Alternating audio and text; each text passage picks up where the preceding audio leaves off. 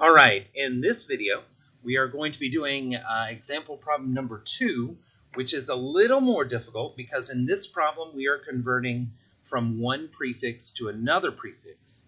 In that first problem, we were going from a prefix to a base unit. Now we're going to have to go to another prefix. So bare minimum, this is going to be a two-step problem. So I'm going to draw my line, make it nice and long because I know I'm going to need more than one step here. And it's just like any other problem. We're going to do this over and over again. The math never really changes here. We are going to start with something, and we are going to go to an endpoint yet again.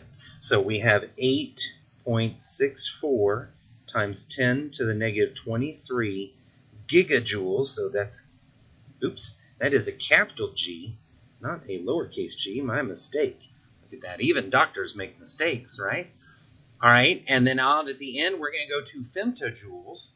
So a femtojoule is a lowercase f, capital G. All right, so we are going to need to do a conversion. Again, we have a prefix that goes on the bottom, gigajoules. And anytime, just like we did before, if we got a prefix on one side, we can always put the base unit on the other side. So the base unit here is just cover up the prefix, and that would be joules.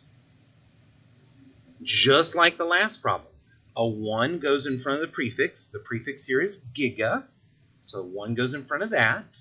And then what do we put in front of the base unit? We put scientific notation. So we go back up and we find the scientific notation for giga is 1 times 10 to the 9th. Gone. And we are left with only joules. Let me make those gons a little better. We are left with only joules here. All right. So is that what we want our answer to be in? No, we want our answer to be in femtojoules. So we've got to step that up just a little bit. Now we're going to draw another line. Now notice what happens here. We've got joules up top. We need to put joules on the bottom. Why do I put joules on the bottom? Because we're trying to cancel that out. And what goes on the other side, if you've got a base unit, you can put a prefix on the other side. You can pick any prefix you want. Obviously, I'm going to pick femto as my prefix, right? And make that femtojoules. So a 1 goes in front of the prefix. Notice where the prefix is in this part of the problem. Before the prefix is on the bottom, now the prefix is on top. So we got to put a 1 in front of our prefix femto, and we've got to put our scientific notation in front of joules right here.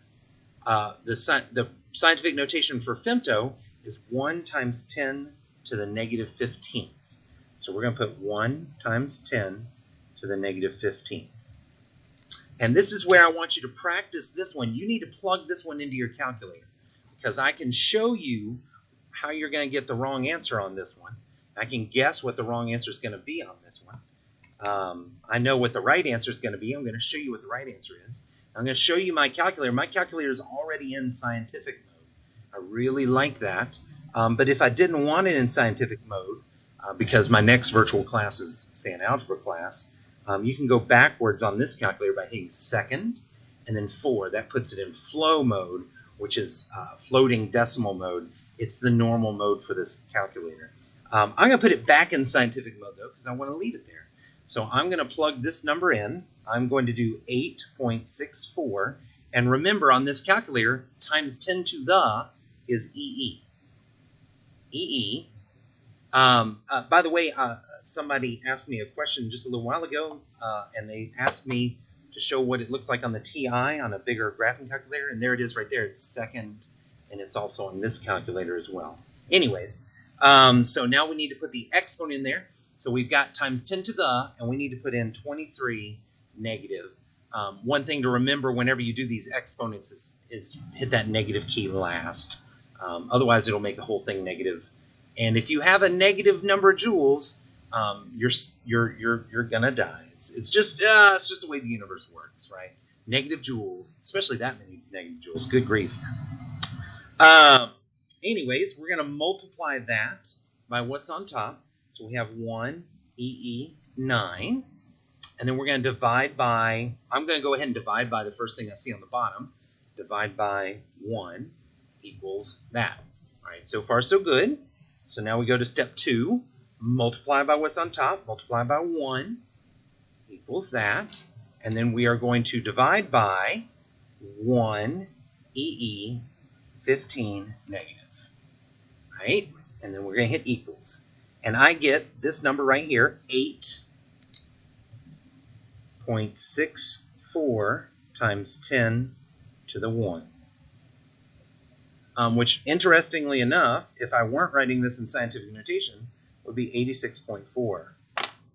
Now, I guarantee if you did this the wrong way and you didn't use that EE button on your calculator, the answer you're going to get is 8.64 EE, probably negative 14. If you got that for your answer, it's because you are not plugging this into your calculator using that engineering exponents button, and you really must do it that way. If your calculator does not have an engineering exponents button and you need to plug this problem in, let me show you how much more work you've got to do. So I'm going to pretend my calculator doesn't have that sort of button. So what you're going to have to do is you're going to have to do parentheses mode whenever you plug in a scientific notation. So I'm going to do 8.64 times 10 raised to the power of, and I use it so infrequently on this calculator, I have to remember where it is. So raised to the power of 23 negative. And then closed parentheses.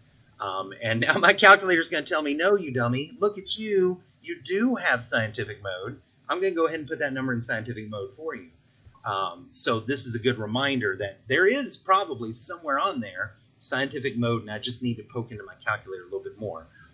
If you need help finding that, you can Google it, or you can also try and send me an email or send me a remind or something like that, and I'll help you try and find it. Otherwise, good luck on the rest of these problems.